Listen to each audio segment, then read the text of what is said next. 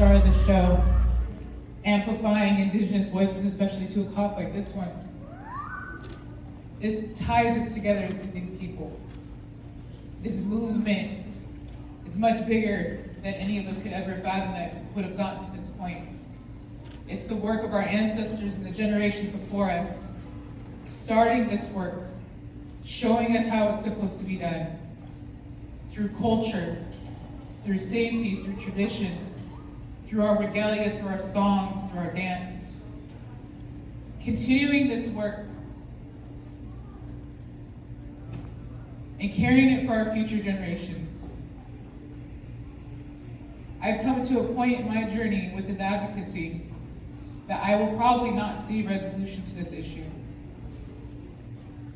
I've made a point to let my children know that they're gonna have to carry this work on.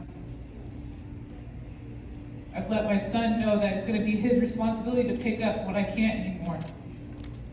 Just like I had to do for my dad, my grandfather, and the people before me. There's gonna come a time where it's gonna be his turn to carry this weight. And we've had the conversations that he might not even see the resolution to this, that it might be his children or his grandchildren. We're talking centuries of genocide and assimilation of our people.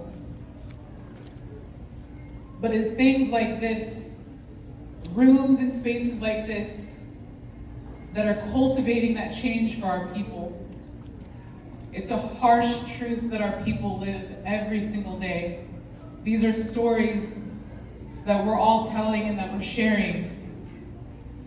All of us have one about a loved one. And although it's hard and it's heavy, what we're doing today and what you just saw is what we're working towards, which is celebrating and honoring our loved ones in a good way, carrying their names forward, continuing this work. I've been in this work for a very long time, and I've seen some of the most beautiful things done. I've seen some really hard things done. But I cannot tell you how proud it makes me when I see our children and the people after us start to pick up this work.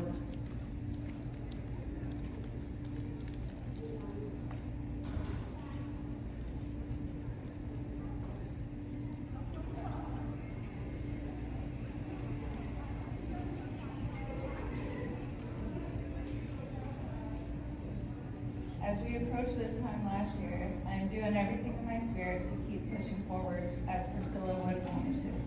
Yes, there are going to be days that I need to sit in it, but I am figuring out how to live with it. It's something that I have to carry with me forever. It's hard to explain. I just don't want the yoke to keep me down. My sister was a beautiful woman who chose wrong. I will raise up and keep going for her. I love you and thank you for everything you did for us and also for everything you do for others. This is so beautiful. Thank you. I love you, sis. Keep up your amazing work. That's from Bells out of Aldana. Her sister Priscilla was killed and murdered by her significant other in front of her two babies. And she was found burned next to a shed in Salem, and she was shot in the head. So this is the realness of this work, and this is what we have to deal with like as Indigenous people, and this is why we do what we do, and this is why we built Umpqua Advocacy, so we can continue doing this work and continue fighting for us, because we're being taken, whether it's hard to even find the words to describe it. But I wanted to read that because I just was sent that as I sent her a picture of her sister's flyer, or a photo of her sister on the screen. I sent it to her and she just sent that to me, and I wanted to share it with everyone.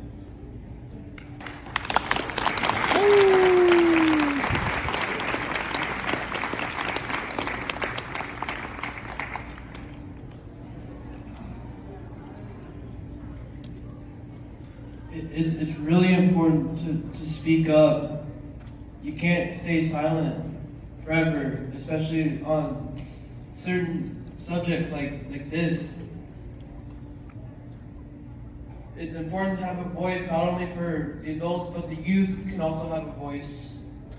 no matter how light or heavy the subject, youth, it's important for youth to have a voice, especially when it comes to our missing relatives, our survivors, and those that were taken from us way too soon. This work that's shown all across Indian country, it's one of the biggest pieces of work that one person could take, because they're showing out for survivors, those who are still lost, and those who had to be returned to the land. They're showing out for their relatives that were taken, who are still lost, and survived.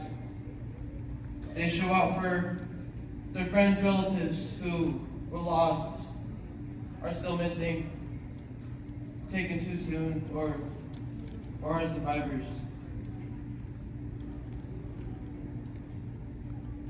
It's important to have a voice, no matter how old you are, about these kind of subjects. It's important to speak up. It's really important to have a voice, no matter what. Thank you.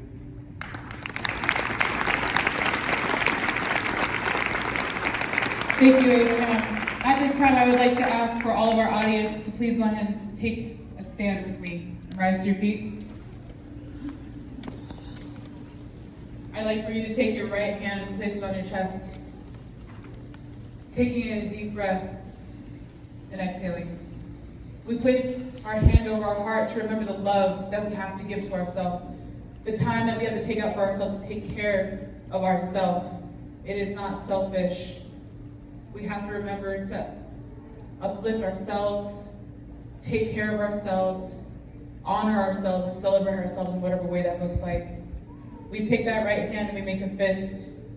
And everyone take that right hand, raise it up in the air. We hold our hands up in the air with that love that we've taken for ourselves, and now we take that love and we fight for our loved ones who were taken all too soon or that are still trying to find their way back home. I know that each and every one of you have a story to tell. You have a loved one that you are fighting for, that you are honoring and remembering. With your fists raised high, I would like for each and every single one of you to go ahead and yell that name that you're fighting for today. Martin Bells. Mercy! Angela, Babette, Billy. Gabriel. Victoria. My dad. Selena Shippetower.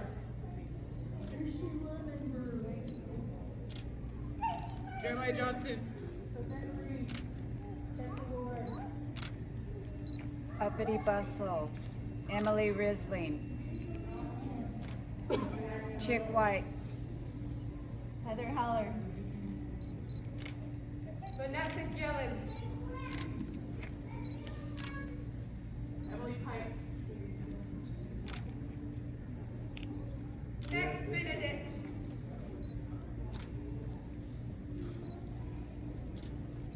Marilyn Casares.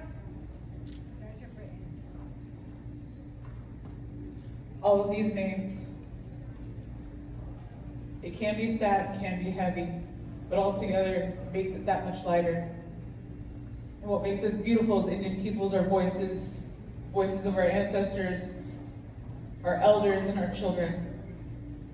We wouldn't be doing them justice if we didn't fight.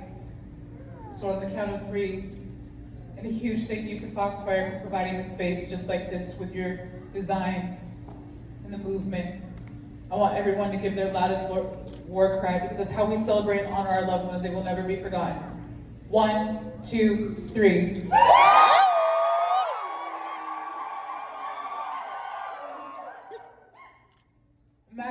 Y'all. Foxfire is not done. That was her first portion of her line. Thank you so much for having that space and that connection between each and every one of us in this room and with this designer and artist.